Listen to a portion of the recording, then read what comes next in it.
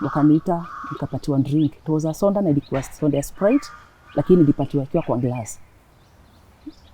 So after taking that soda, I don't know what happened from there. I only came to realize that the soda was sedated when I found myself in hospital after 11 days. And it dawned on me that actually my elder brother sedated me and I was raped senseless. Oh no. Starting with him and his friends. I am at the middle of nowhere, but now it has dawned on me that I don't have parents. Nobody even knows my mother, my biological mother. Nobody knows my biological father. I do not have relatives. And these people that I thought are my relatives are abusing me sexually. So I cannot live with them. Yeah. I'm 16 years old, remember. Instead of these parents being remorseful, like, nimekosewa, sasa hapo ndio story yangu ilianzia. Unajua, uliokotwa, ukaletwa kwetu, huyu si brother yako, unafaa kumsamea. Oh, so nataka kukuonyesha vile wamekusaidia sana wakikaa na wewe. Wewe hata tukaona hatutakuacha usi, tumekusaidia, umefika hapo, tumekulinda, hakuna mtu amekuharm. Sasa usikuwe na bitterness. Hata atunge mind hata akuoe because you are disciplined, you are hardworking. Wewe ni msichana mzuri, hatuwahi kupata na makosa.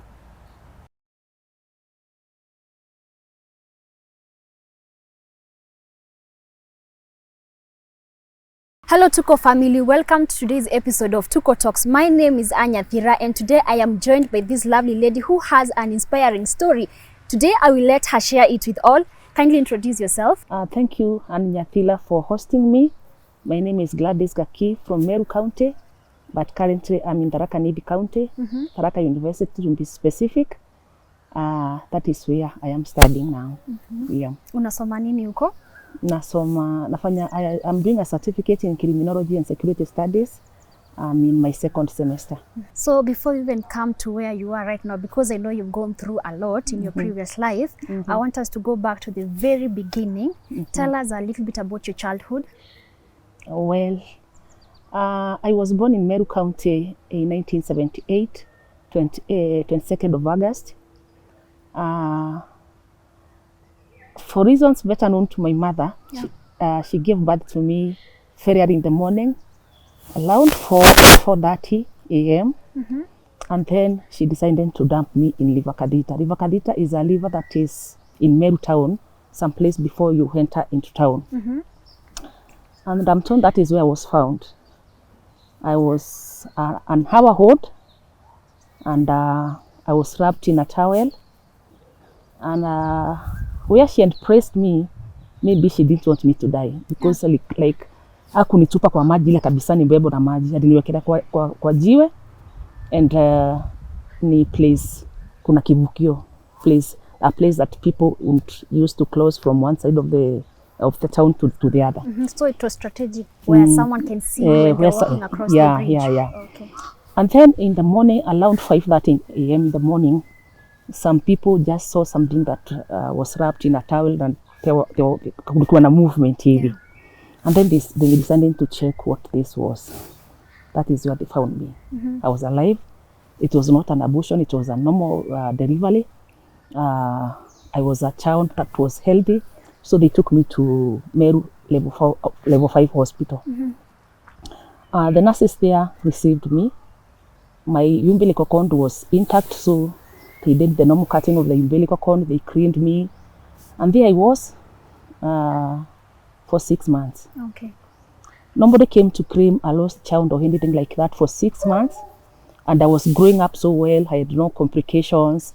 And then one of the nurses in that facility who were attending to me decided to adopt me. You see, in the early 80s, there were no formalities for adoption like it is today. Okay. Like a child would be dumped, and then somebody would pick up that child and grow up with that child without any formalities. So one of the nurses decided to go home with me. Now that is where I found myself. In a family setup. I had a daddy who was a police officer. My mom is a nurse. I had 2 elder brothers, and another brother that was almost my age, and the last one now.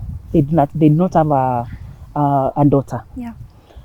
So when I found myself there, I thought these are my parents, these are my brothers.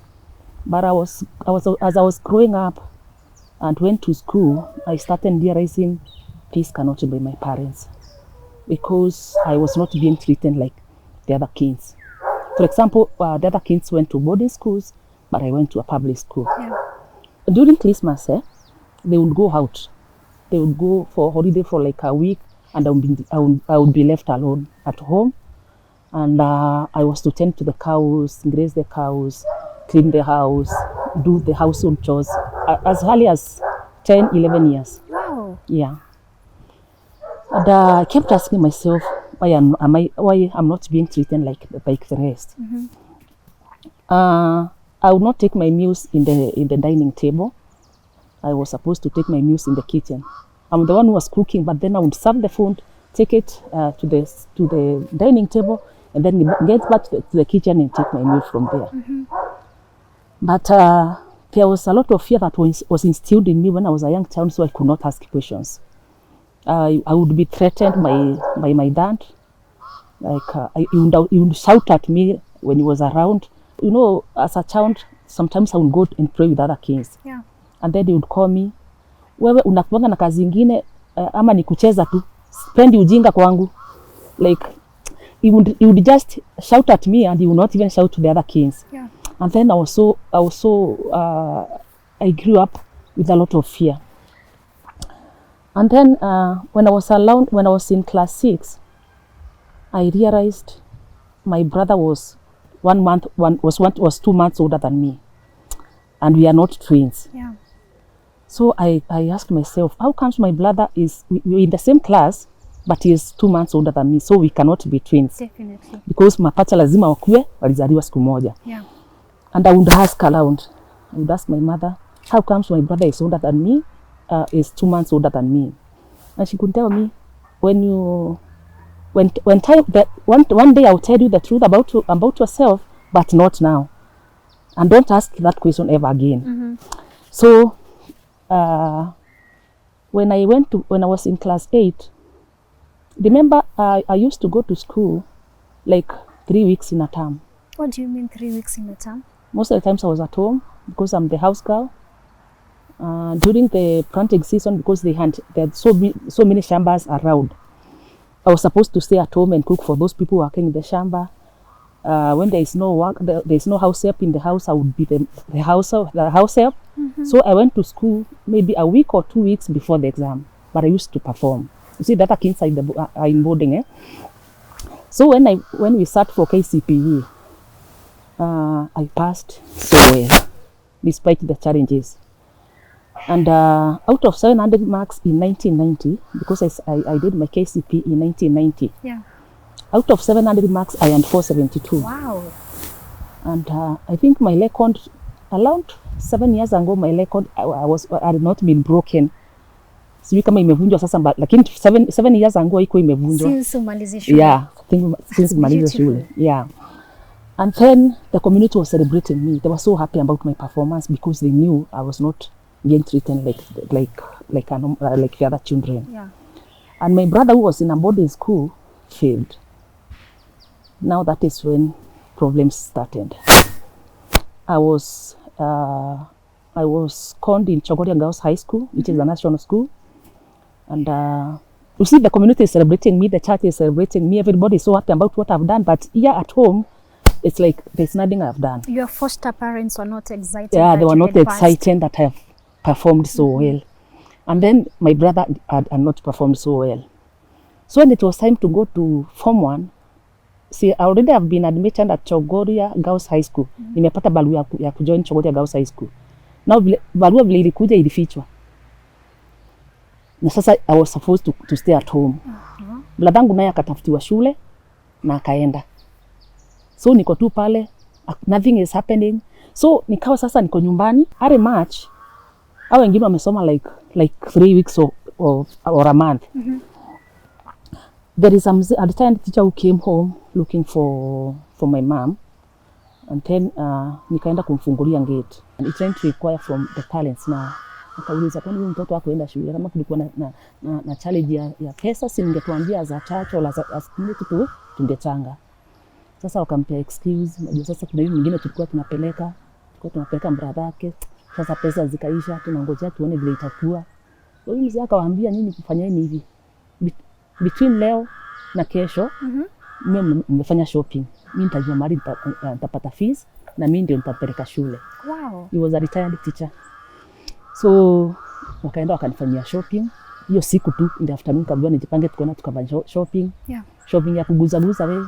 Kuna vitu zingine hata nilirai sina tukiwa shule. The following day mzee akanichukua na gari yake, Land Rover nakumbuka, akanipeleka Chogoria. Kwenda Chogoria wengine wamesoma like a month. Akaenda akaambia principal story yangu ile iko. Principal akanikubali tu. Naambia acha niingie nisome. Na akaniuliza uko shule utakacha hapo, nikamwambia nitakacha hapo. Akalipa fees nusu, akasema hiyo nyingine wanaenda kutafuta nyumbani. So nikaingia shule nikapata wengine hata wana prepare kufanya end of term. Because we are almost closing.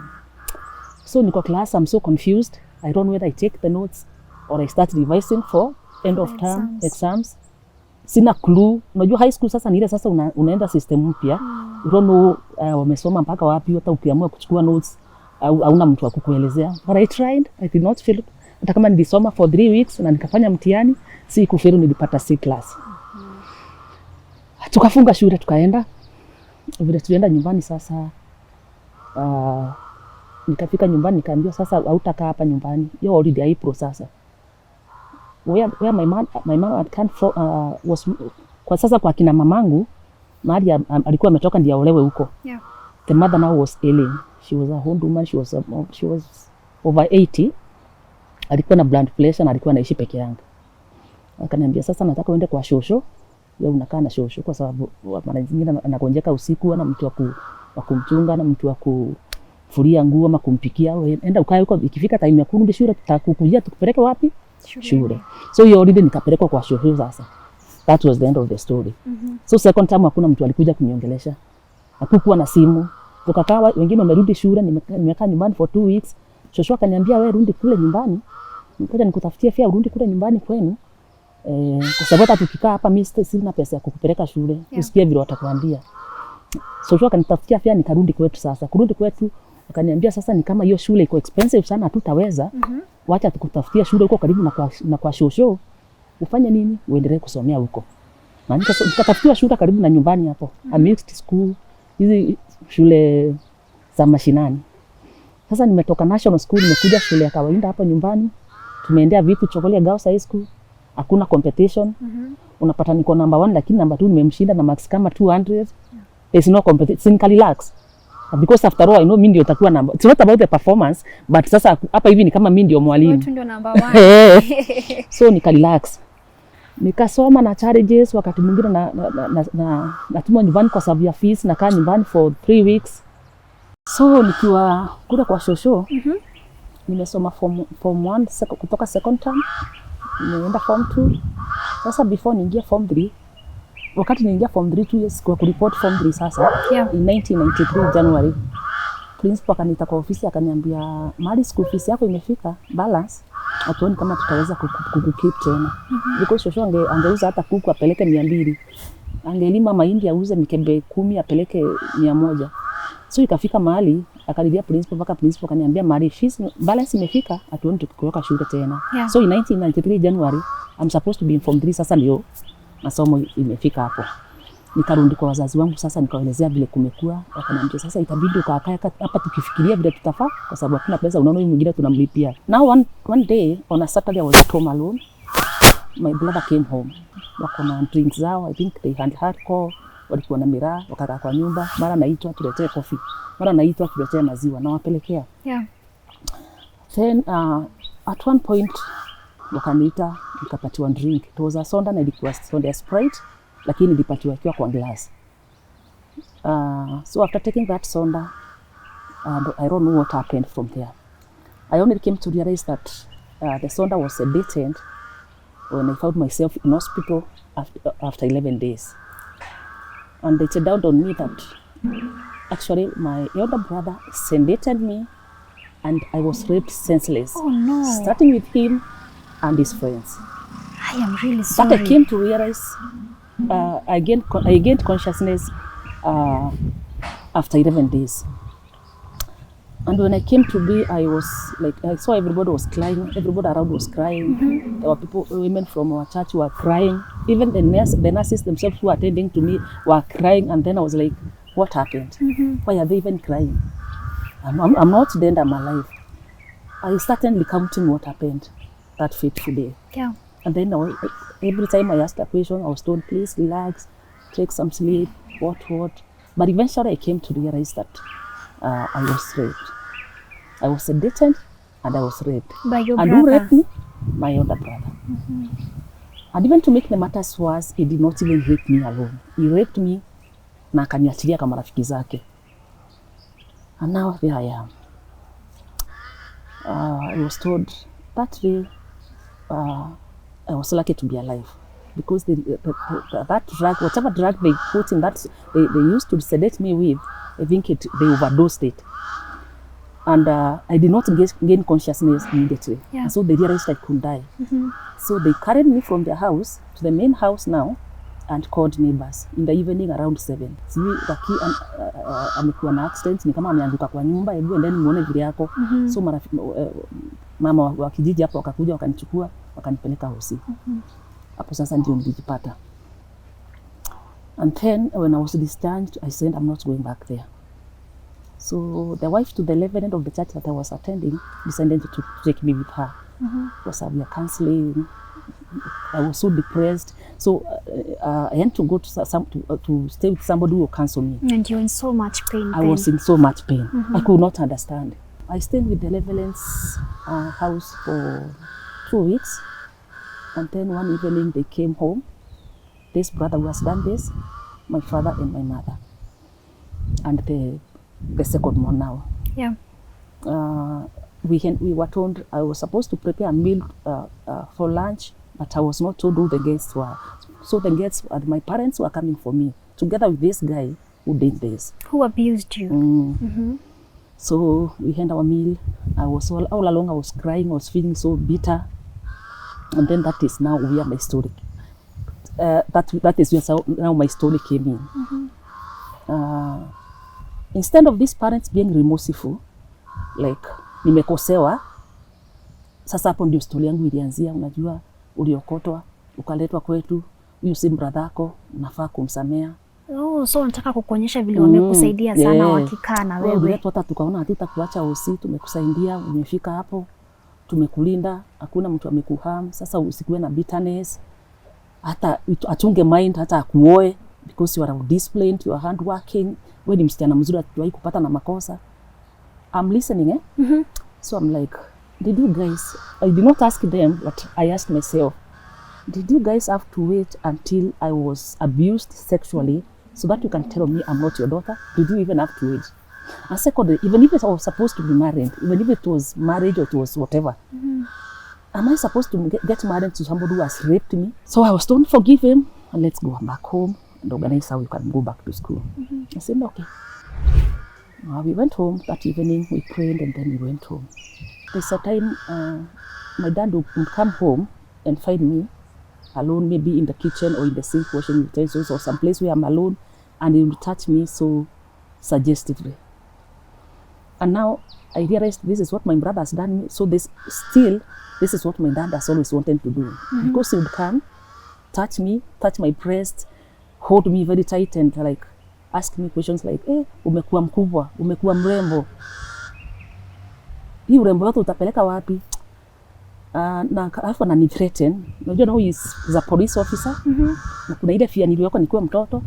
Angeniambia, if you happen to mention to your mother like I did anything or I touched you, I'll kill you. So he has instilled that fear in you so that you don't share with anyone what you're going through. And then every time he could come home, I was like, I don't even want to see him. I was so afraid. Unajua sasa vile baba anakujanga nyumbani watoto wanachangamka wanamrukia, mimi nilikuwa natetemeka because now huyu wamekuja. Fortunately, hakuna time alikuwa nyumbani akanipata peke yangu. Every time was at home because alikuwa anafanya kazi mbali. Every time was at home, mom was around. So na mimi sasa wakati mama akarudi najifanya nahakikisha na avoid. Lakini angepita tu anipate mahali niko peke yangu, lazima angeniguza. So nika link up sasa hii vile mladangu amenifanya na babangu, kumbe ndivyo alikuwa anataka all along, amekuwa akitaka kunifanya. I felt like this is not where I want to be. After kutoka kwa Leveland, hiyo usiku nilitoroka nyumbani at 3 with a night dress and slippers. And a leso. Unaenda wapi? I am at the middle of nowhere, but now it has dawned on me that I don't have parents. Nobody even knows my mother, my biological mother. Nobody knows my biological father. I do not have relatives. And these people that I thought are my relatives are abusing me sexually. So I cannot live with them. Yeah. I'm 16 years old, remember. Now I walked out of that gate. I don't know how I managed to cross another river that was there, or I managed even to pass a forest that is there. That time there was no electric fence like it is now. We used to see elephants even pass by. And I passed through that forest. I landed in a homestead in the morning. I had walked like 12 or 14 kilometers around that. And in the morning I landed in an homestead. I'm so tired. I was worn out. And then saw a gate that was opened and I entered. Kufika pale nikapata kanyanya kazee yako around 90 years. Nikakapata. Akaniona natetemeka, ni asubuhi kitu 6. Na sasa niko na night dress, kuna vile natetemeka hivi, sijavaa hata vizuri. Niko na tu slippers, miguu imefura. Nikaniambia, karibu nikusaidie aje? Nikamwambia story fake. Kwa sababu ningetaja mahali nimetoka, I was afraid nitarudishwa huko. Yeah. Na kule sasa nilikuwa nimemalizana kwenyewe. Nikamwambia mimi nilikuwa nimekuja hapa kutafuta kazi ya house girl. Sasa yule alikuwa anipatia kazi, nikufika hapa sikumpata. And then vijana wengine wakanikimbiza usiku wakachukua wakachukua bag. Akaniuliza kuna kitu kingine walikufanyia, nikamwambia hapana, nilipika nduru watu wakakuja. So like she wanted to know whether nililipiwa. Akaniambia karibu. Akanipatia chai. Akanionyesha mahali ya kuoga, nikaoga nikasettle.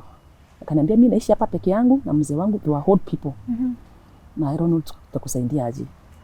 Maybe ukae na sisi, weekend kuna kijana wangu anakujanga, akikuja tujue tutakusaidia. So when kijana came akapata nimefanya kazi kwa hiyo mboma, nimeclean kwa ng'ombe, nimeclean kwa kuku, nimeclean mpaka kwa barabara. Akashindwa kwani hapa kuna event gani? Nilipata kuclean. So that's where now I can accept in that homestead. Nikakaa pale for 7 years. Nilikuwa nakaa na kashosho. Na hapo sasa ndio nilifikishia miaka 18, nikachukua ID card. Na kwa sababu alikuwa ananilipa pesa kidogo, I think 400 or 600 around that amount, I was able to save some money. Yeah. Because now I want to settle on my own. Na bado niko na ile bitterness ya vile nilifanya. Later the husband died. Huyo mzee sasa wa hiyo boma alikufa, tukabaki na shosho pekee Grace, tukakaa na Grace naye akakufa. Sasa vile alikufa kwa sababu watoto wanaishi mbali Nairobi na wapi, hakuna mtu nyumbani, so I could not continue staying there. So hiyo time nilikuwa na pesa, nilikuwa nimesave 48,000.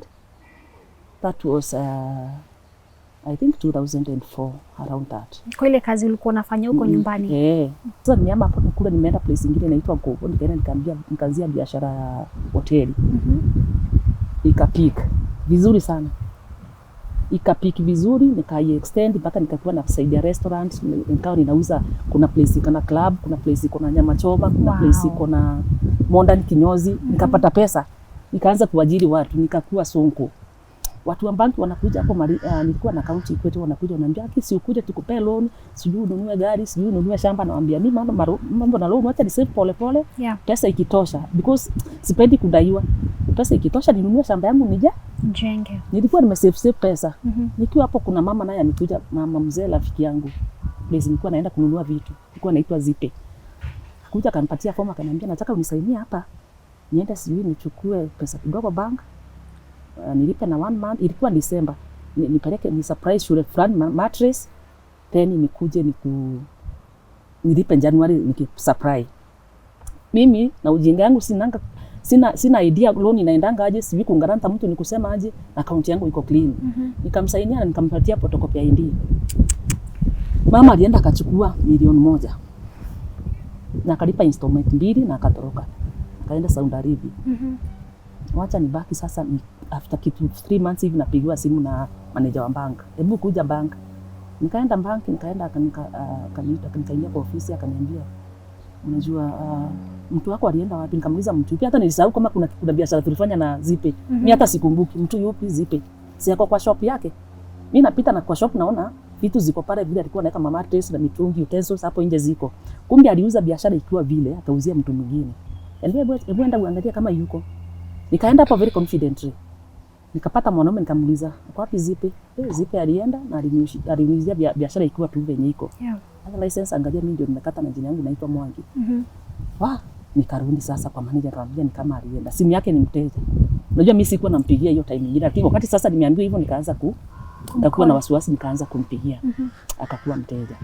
Nikamwambia sasa unajua ikiwa hivyo mtu analipia kama ni wewe mngalanta itabidi ulipe loan. How now? Alikuwa analipa how much? Si 48,000 what. Lakini kwa sababu ni ngalanta tutakuspendia loan ulipe for a long time and the least unaweza lipa part time sasa. 36,800. Na nililipa hiyo loan for 8 installments. Na profit yenye una make kwa biashara yako? Biashara savings sasa zimeenda. Unajua sasa okay biashara ina run but sasa every month nikilipa hiyo 36,000 inatoka pale. Si unaona biashara inaenda chini. Na kuna mahitaji yako pia. Savings zikaisha. Sasa nikaanza kuuza tu. Nikafika mahali nikaanza kuuza vitu zangu. Napata nimeuza microwave, mara nimeuza nini. Biashara imeenda chini sina stock. Then nilikuwa naenda sokoni nanunua mbuzi kama 10 na kuja niweka hapo nao nakuwa nikichinja. Ilifika mahali ikawa sasa naenda nakopa nyama butchery kwa mtu wa butchery ndio nisifunge kazi. Yeah. Napika jioni na naenda namlipa. Nikakuwa depressed. Wakati mwingine nafika siku ya kulipa naenda kujificha, nazima simu naenda kujificha kwa msitu. Wanakuja wanazunguka huko wananikosa. I was so depressed. Then one day I decided enough is enough. Start to work for the rest of my life. Yeah. Nikapigia hiyo Gibson, alikuwa anaitwa Gibson. Nikamwambia Gibson mimi nimefika mwisho. Sasa watu wameanza hata nyumba siwezi lipa, wafanyikazi wameenda, sina stock. What to do now? Mimi nimefika mwisho. Vile mnafanyanga mtu akifika mwisho, nataka mfanye saa hii.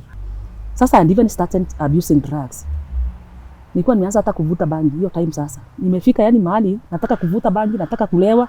All along hata kama nilikuwa nauza pombe sikuwa nakunywa. Lakini hapo sasa mahali kumefika mambo ya kulipa loan, nikaanza hata kukunywa pombe. Nikachukua pombe nikakaa kwa uwanja mahali kwa field kama hapa. Asubuhi saa 2 nikaanza kukunywa pombe yangu. Kiwa hapo nikaona lori imekuja pick up na personal. Nikamwambia Gibson funguo ndizo hizi. Kutoka store kwenda mahali wafanyikazi wanararanga, hakuna nyumba nimefunga. Chukueni vitu zote. Mwende. Nilikuwa na plastic chairs na tents za kukodisha kwa village hivi. Nilikuwa na location. Nilikuwa na chairs 400 na tents 4. Zote wakaanza kuweka kwa lori. Wacha watu wa village sasa wapige nduru. Wanauliza ni nini inafanyika, mbona mnabeba vitu za kivi. Sasa vile wanauliza hivyo, kuna mzee alikuja hapo mpaka na title deed. Akamwambia na kupatia title deed huyu msichana asiishi, amekuwa na mimi nilikuwa nasimama na watu sana, ma occasions, wakiwa na ma events nilikuwa nawasaidia sana. So huyu mzee akasema nataka kuwapatia title deed muende nayo, muache tubaki tukijua ndio tutalipa loan. Nikamwambia huyu mzee mimi si kiwete atinichangiwe. Kaa na title deed yako. Mikono iko, akili iko, miguu yangu iko. Vile nilianza nikafika hapa. Nitaanzia pale, hizi vitu si zangu ni zao, wacha wabebe. Nakwambia wakabeba kila kitu. Nikabaki sasa sina anything. Kachwa zero. Sina fridge, sina anything. Nilikuwa nimenunua vitu, nilikuwa na vitu. Kwa sababu nilikuwa nakaa nyumba ya 2 bedroom. Wakabeba kila kitu nikabaki hivyo. Sasa that is the day I decided I must die now because biashara imeisha. Baki hiyo ndio ilikuwa tegemeo yangu. I don't have a place I can call home. Sasa vile mtu kazi ikiisha narudi nyumbani. Sina nyumbani kwa kurudi. Sasa niko hapo tu. I can't even afford to pay my rent. Hiyo usiku nikakaa hapo nikalewa, nikaenda nikalala. Hawakubeba kitanda, waliniachia kitanda. Usiku nikatoka. Nikachukua kamba. Nikapanda kwa msitu. It was a walking distance. Na kwa sasa ndio nilienda nikajihang. 2013 July date 11. That was the first time I attempted suicide. Fortunately, I think there's something God saw in me. Na kwa nataka nikufe. I look at myself today na naona tu Mungu kuna vile there's something he saw in me. I don't know miraculously how that kiblanche yenye nilikuwa nimejihangi ilianguka na nikakaa pale nimeumia, nimevunjika mguu, shingo ilikuwa na vidonda. Hata saizi niko na sky inatokanga hapa mpaka kule chini. Vile nilianguka kwa mamiti huko. Asubuhi kuna wazee wanaendanga kuweka mabeehives hapo ndio watoe asali. Wakiwa kwa raundi zao wakaona mtu ameanguka hapo. And coincidentally hiyo mtu nilikuwa nimejihang. A few months before nijihang sasa kuna kijana mwingine alikuwa amejihang hapo na akakufa. Na sikuwa najua kama ni hapo alikuwa amejihang lakini nilikuwa najua hiyo story. Wakaona niko unconscious but niko alive. Wakaita watu wa Kenya Forest nikapelekwa OC. Nikakaa OC for 29 days. Kwa sababu hiyo vidonda zilikuwa miguu nikafanywa skin grafting. finally nikapona. Yeah.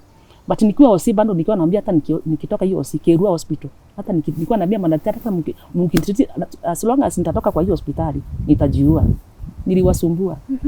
But eventually people came in, nikapelekwa therapy, nikapelekwa counseling. I was put on counseling for quite a while. Na nika accept maisha. Sasa nikaanzia life hapo. Sasa 2014 November nikaajiriwa tena. Sasa mimi ndio nilikuwa naajiri watu 10 na walipa mshahara, nikarudi kuajiriwa kwa Mbaa sasa tena as a barmaid. So nimekuwa barmaid kutoka 2014 mpaka 2018 December. Na still niko na depression because every time I used to remember, mwanzo kabisa niko na bitterness kwa sababu I don't know why my mother decided to dump me niishi maisha ya shinda. And then wale walinichukua, sijui kwa nini walinifanyia vile walinifanyia nikiwa mtoto mdogo. I was very innocent, hakuna kitu nilikuwa najua. And then nikawa na phobia. I could not date, I could not look even at a man. I could not even imagine myself in a relationship because I used to look at any man naona huyu ni shetani. And I used to be very violent. Mpaka nikinunua congestion na polisi kwa sababu nilikuwa nimeshikwa mara kadhaa, nilikuwa nimepigana na watu. But I came to realize baadaye that I was depressed and I was in bitterness na sijasamea hao watu. Because unless you forgive those people who have hurt you, utaishi na hiyo bitterness. So sasa 2018 nimefanya kazi sasa as a barmaid kutoka 2014. 2018 mali nafanya kazi sasa, naye biashara yake imeisha. Hata yeye amefunga.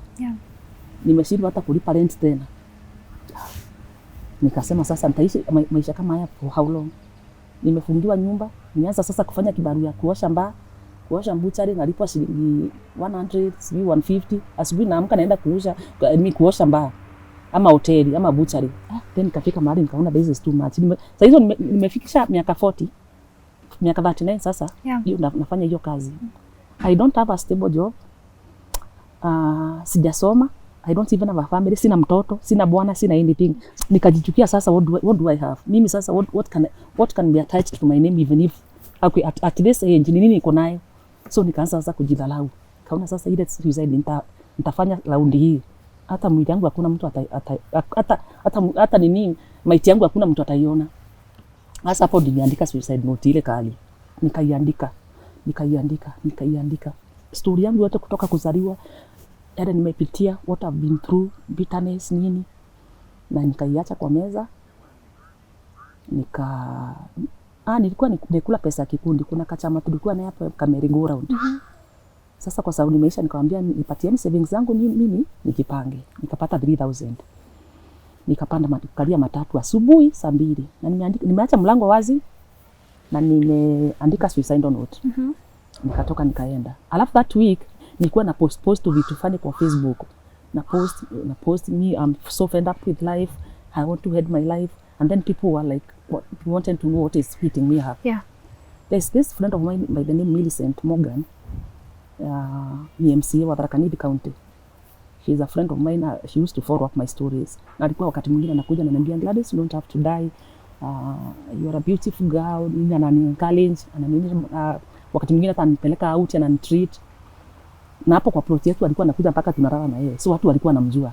So wakati sasa nimetoka nimeenda, kuna mtu aliingia kunitafuta, akapata mlango imefunguliwa na siko, but kuna barua kiko hapa hivi kirefu.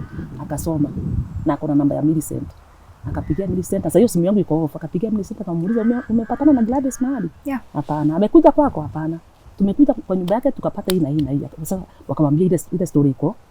Sasa hiyo wananipigia simu ninakosekana. Na mimi sasa nimeamua kwenda kujiua mbali sasa. Niko almost Embu, nikashuka matatu mahali tu at middle of nowhere, nikaambia driver nishukishe hapo. Sasa nikaanza kutembea nikitafuta place nzuri. Niko na sumu kwa handbag, na niko na ile dawa ya panya, rat. Na niko na kamba. In case nikose place nzuri ya kujihang, nimeze hii mahali. Unajua sasa huko Embu hakuna mtu ananijua. Lakini hiyo area Meru sasa, area Chuka, area Chogoda, everybody knew me. Nikuwa pale, kumbe Millicent amepigiwa simu. Anatoka Nairobi, anaenda Chuka kwa watu watatu kwa gari yake. Si ana drive, kuna mtu ana drive na wako na msichana mwingine. Mimi napanda hivyo tu nikijaribu kuangalia place naweza jificha nifanye mambo yangu. Millicent ameniona pap kwa barabara. Millicent tu mwenyewe alikuwa Nairobi. Huyo ndiye anapeananga story mpaka analia. Sasa hiyo amekuja akipiga simu yangu akiomba Kiingereza asijue hata aanzie wapi kwa sababu already ashaambiwa na nisipatikane kwa simu. Mimi niona gari imekuja imesimama mbele yangu hivi ni kama inataka kunikanyanga. Nikaona watu wamechomoka mbio nikarushanishwa kwa gari. Kumbe ni Vincent. Amewaambia sasa ndio yule Englandese alikuwa tumeambiwa story yake. Nikarushanishwa kwa gari, driver kaambiwa turudi. Sasa tukarudi tukaenda tukaingia kwa hoteli nyingine fulani hapo, hoteli kubwa. Did you try to fight them? I was crying because naona wananipotezea time. Sasa kwa hiyo hoteli tuliingia, Vincent sijui kama aliongea na manager, nikafungiwa kwa kanyumba na wakaenda na simu na handbag yangu na kila kitu. Nimeacha tu hivyo. Manager hoteli akaacha ameambiwa vile story yangu iko. Vincent akakimbia mahali alikuwa anakimbia kwa hoteli kwa mkutano. Sasa yuko pale naletewa chakula, naletewa chai, naletewa drinks, naongeleshwa. Na mgoma tukupeleke ukaswim na mwambia I'm not interested. Hiyo siku nililia throughout. And then Vincent came for me in the evening. Tukaenda kwa nyumba kwa sababu alikuwa anaishi Embu. Already amekuja na pastor kuniombea, amekuja na counselor, amekuja na marafiki. Sasa like unataka kunionyesha I belong to a group of people, watu wananipenda. Yeah. Like I should not die. Sasa nikakaa pale, counselor anakaa pale na mimi. Tunapelekwa out for 2 weeks. Sina simu, I'm not communicating. Lakini Vincent ana follow up vile tunaendelea kwa social media, lakini aniambii. Lakini kuna wale anaambia niko safe. So after 2 weeks after nime accept, see, to heal kwanza you have to accept that indeed you have a problem. True. And you need help. So ilifika mahali nika accept yenyewe, I'm not okay. I'm mentally sick, I'm not just okay. I cannot repeat the same mistake, najiua. And nikafungulia simu. So nikapata watu wengi sana wamenitafuta inbox nini, watu wengi. Gladys, are you safe? Please don't do this. I don't know for what reason. Nikaamua kurespond. Unajua hizo respond zote. Nikaamua kurespond message ya mama mmoja anaitwa Monica Kangete. Kumbe hata she is not in Kenya, she is in Canada. Wakati nilimrespond hivi akaniongelesha haraka, akaniambia I need to have your number. Nikampatia namba, akaniambia I want to talk to you. Enda mahali silent na uchange simu vizuri. Nataka kuwa na discussion na wewe. That is the first person tangu nizaliwe kuambia story yangu sasa kutoka pale mwanzo. Pale kuzaliwa, kutupwa, rape, biashara kuisha, hiyo yote sasa. And she really cried. I remember she cried, she prayed for me. We cried. Kwa simu tunalia mpaka simu inaanguka, tunaokota tunaendelea na story. I remember she told me, Gladys, your life will never be the same again. Yeah. Those ones I still remember them up today. Kadambia, I want you to live and you must live. Yes. Hata mimi sasa nikaona nafaa kuishi. I'm not going to die. Akaniuliza sasa challenge uko naye kubwa ni gani? Nikamwambia sijalipa rent. Sina chakula kwa nyumba, sina anything. Akaniambia rudi kwa nyumba yako. And every morning nitakuwa nakupigia na kuambia hata ile chakula breakfast utakula, ile lunch utakula na lunch utakula. Akanitisha namba ya landlord, nikamtumia, akalipa rent ya miezi 3. Wow. Akanitumia pesa ya chakula. Every day ana follow up mpaka ninakula nini. Alafu sasa counselor nilikuwa naenda kuona counselor every now and then, nime accept, naona kumbe kuna mtu ananipenda. Yeah. Kumbe after all hata nikupendwa nilikuwa nataka tu kupendwa, sikuwa na issues sana. Now Monica wanted to help me. Anajua sasa mimi ni form 2 dropout. How do I help this girl? Sasa hiyo nimefikisha miaka 40. Hiyo ni 2019. Akaniambia sasa niko Canada and I hope one day nitakuja Kenya tuonane. But sasa imekuwa ngumu mimi kukuja. I want to connect you with a person who is around, who is in Kenya. Mwenye anaweza anytime, hata usiku ukimuita, hata saa ngapi ukimuita anaweza patikana. Yeah. Na yeye ako Mombasa na anaitwa Pastor Monica. Huyo wa Canada ni pastor, nimeconnect na pastor mwingine anaitwa Mombasa, anaitwa Monica Moringe. Monica akaniambia sasa tunataka kukusaidia Gladys, tukusaidia aje? Kupatia pesa uweke biashara, what do you do? Nikamwambia mimi biashara I've tried it na ikafail. The only thing you can do to me now nisikie niko empowered, like I can stand on my feet, ni kusoma, nirudi shule. You wanted to go back to school? Yes. I made that decision. Hata wao ndivyo walikuwa nataka bacha wange nisuggestia because wanaogopa kunihurt. Unaweza ambia mtu wa miaka 40 atirudi high school form 2. Unaona kama utamuhurt. Already mtu ako depressed. Yeah. Mimi ndio niliamua nikamwambia nataka kwenda shule. Nikasikia wamesema hallelujah. Kumbe this is what they wanted. Sasa arrangement ya kurudi shule ikaanzia hapo. Yule wameshikana huyu wa Mombasa na wa Canada.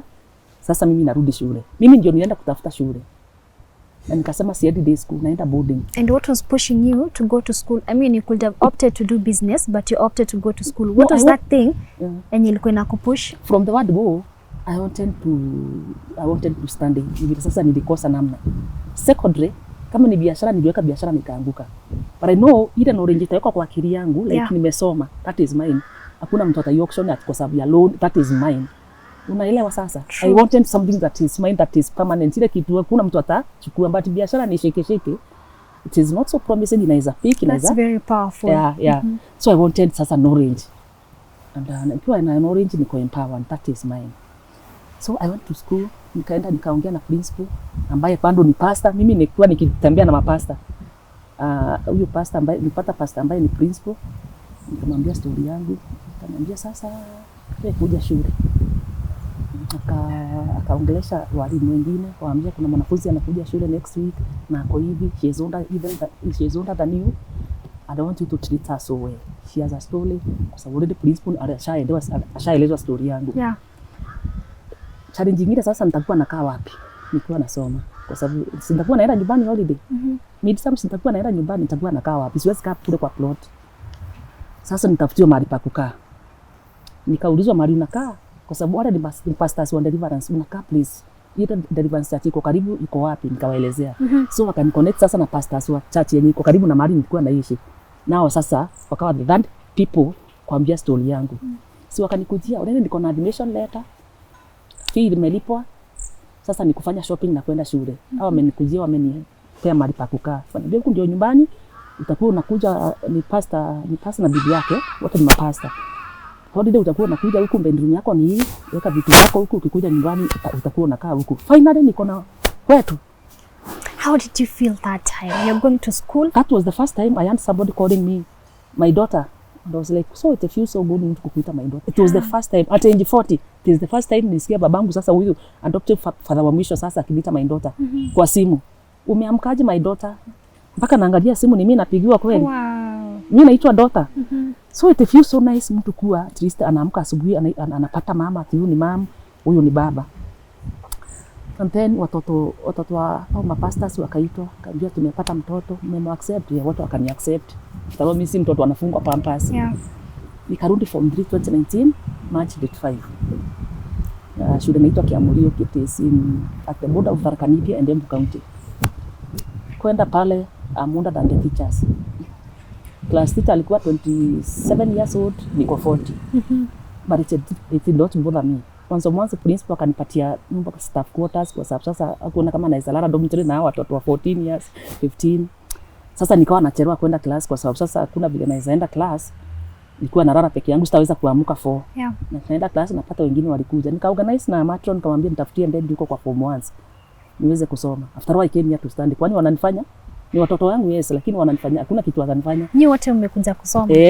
So tukachora na matron bila principal kujua, nikaenda dorm na nikasoma. It was fun. It was fun. You can imagine I'm waking up at 4. Tuko na watoto wa 14, 15 hapo. Tunapiga shower, sanitation kawaida shule, tunavaa, tuna brush viatu, tunaenda class. What was and then sasa wao I played a very important role. Hata nimepewa certificate shule. I really helped those girls.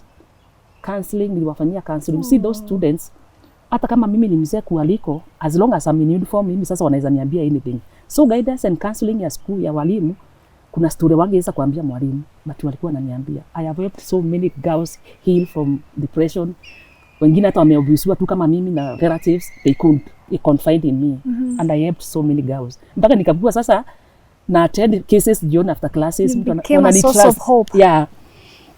And then day I finished school, watu walidia kutoka walimu because I really niliwashikilia. Mpaka walimu nilikuwa nafanyia counseling. Wanakuja na my issues na waongelesha. Unajua ni walimu wadogo kimiaka, hawana hata experience kama ile niko naye. So it was so fun. I was not molested, I was not bullied. I was accepted by the community. Watu walikuwa wanakuja shule kuona huyu msichana kwa shule ako 40 years. Nikafanya mtihani, I was supposed to sit for my KCSE in 2020 but kwa sababu ya COVID vile tulisukumwa mbele, nikafanya mtihani this year March to April. Na ikatoka May. And you see, I was out there for 26 years. Kutoka 1993 wakati I dropped out to 2019. Yeah. So I was out there for 26 years doing blah blah blah blah. I managed to get a grade D+. And I was so broken because nilikuwa nasoma. Me expected at least a C+. I was so broken. Yes, kumtiani nilitoka I remember nilijifungia kwa nilienda kanisani nikajifungia nikalia mpaka nikajua kuja kutolewa huko. So wakati ninalia huko, walimu wote wamekuja nyumbani na mazawadi wamekuja kunicelebrate. Like nimeperform according to them. Because hakuna vile ningerudi shule after 26 years old nipate kitu. But deep down you feel like a failure. Mimi nasikia nimefail. Kumbe walimu wamefurahi, wameniletea zawadi, wamekuja hapo the whole school, watu wa India wako pale. Wow. Yeah, Gladys has finally amemaliza shule, akona cert na hata hajaanguka. D+ kuanguka. So watu wa nation wakakuja nyumbani, wakakava story yangu. After that sasa nika accept, nikaona kweli ni kama kuna kitu nimefanya. Because there are those students ambao walianzia kutoka baby care na wajawahi drop out na tumepata grade moja na watu wengine wako na D, kuna wengine hata wako na E. So nika accept, nikasema I'm working with this D+ na lazima ni achieve my goal. Yes.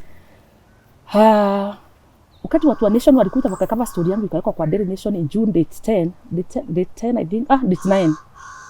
Watu wakaisoma. Tharaka University kuna mama anafanya library anaitwa Nancy. Akasoma hiyo story. And then she decided to look for this woman. Amepata D+. Anaanzia na certificate course because sasa niko 41 at age 40. At age 41 kukaa nyumbani atikungojea mpaka sijui nini angatiende sijui what. Yeah. Haitasaidia. Akatafuta namba yangu akanipigia akaniambia kuna intake ya May. Hata kama ni June wewe tutajua vile tutakufix ukuje uanze certificate haraka na utapanda mpaka mahali unataka kufika. Sasa hiyo sina school fees, sina anything. Another destiny connector amepatikana hivyo. Yes. Look at what God does. Coincidentally wakati huo ananipigia kuna mwingine anaitwa Joy Tum ako Eldoret, ametafuta namba yangu through hao watu wa nation, akaniuliza Gladys, sasa kwa sababu umepata hiyo grade you want to kumaanisha yani umeisha, wewe uko sawa, mimi najua uko sawa, umefanya the best. Yeah. Tafuta mahali ufanye ka certificate. Ngavia hata already nimepata, niko sasa sijui nitaingia aje. Kaniambia wewe nitakusukuma uingie. Akanitumia 10,000 akaniambia university huwezi fuguswa fee kama secondary. Utaenda uingie usome. By the time mtihani ifike, tutakuwa tumearrange na bursary ni nini. Kwa bursaries several. Nikaandika barua za bursary nikipeleka various offices. Tukaona 10,000 yangu.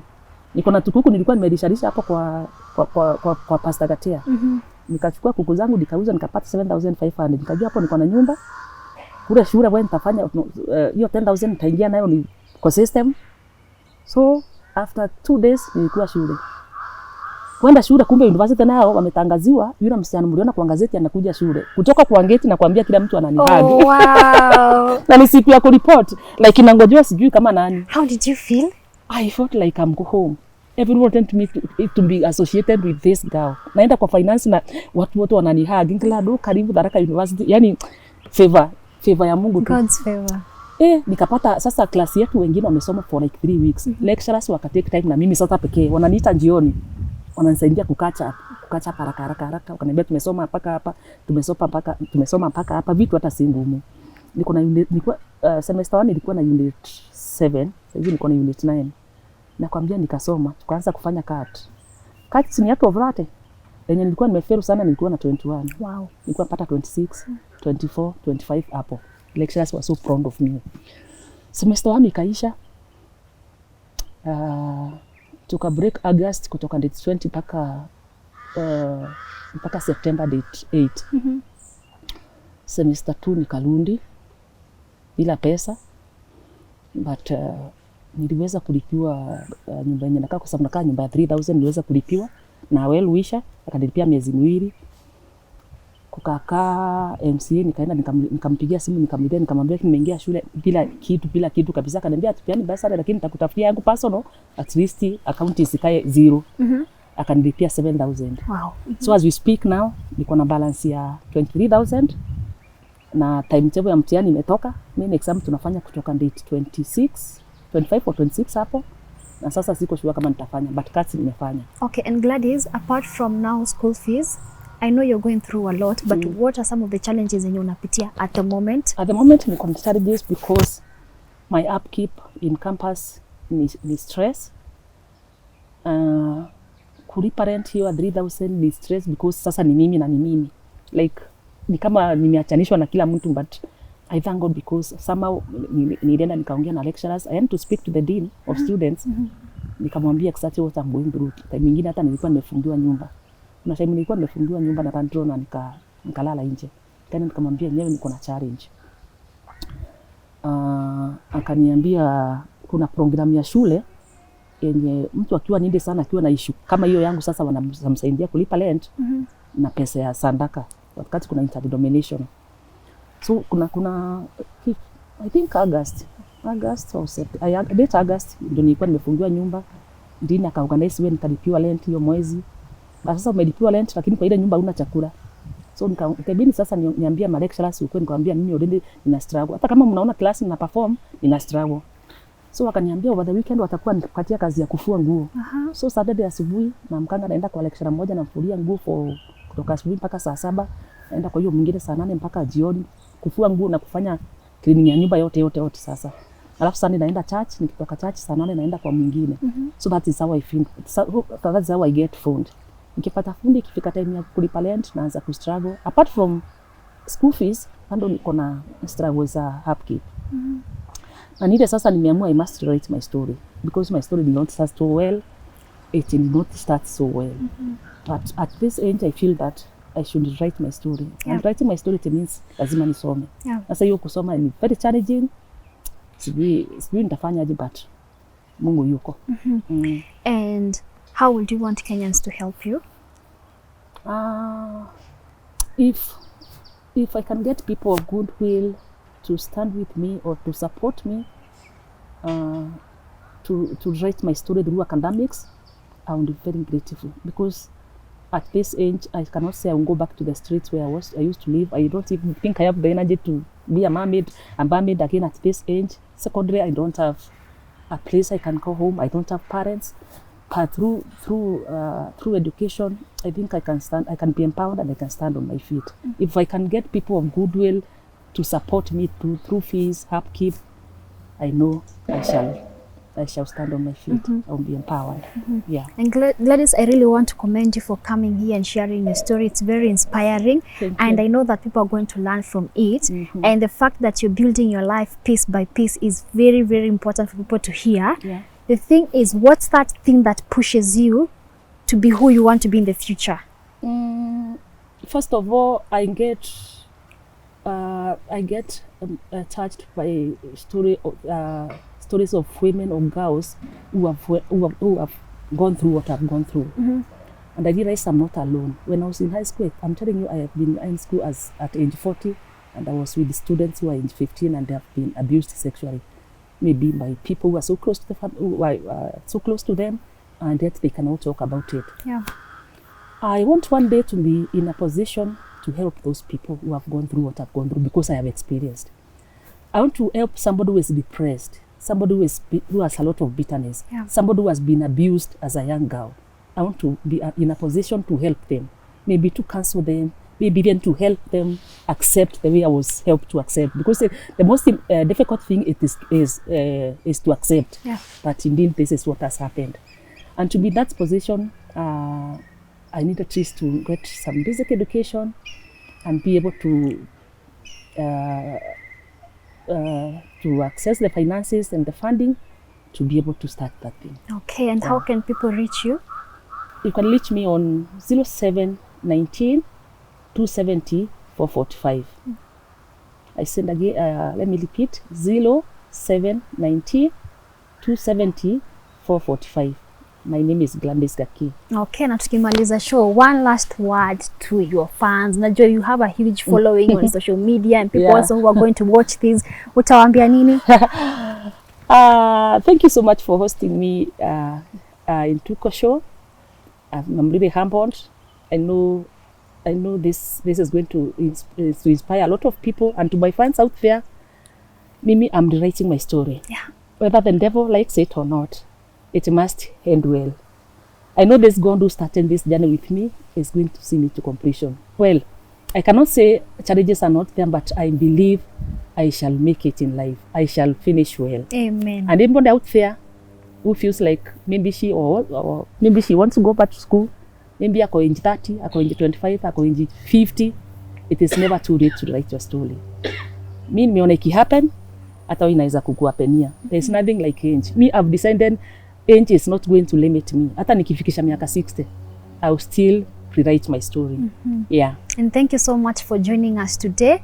And I know you started this journey of writing your story, and we shall write it with you. Sindio, sisi kama Tuko and your fans out there tutashikana and take you through the journey. Sindio? Thank you so much. And to you, our fans, Tuko family, thank you so much for joining today's episode. Till next time, let's keep it Tuko Talks.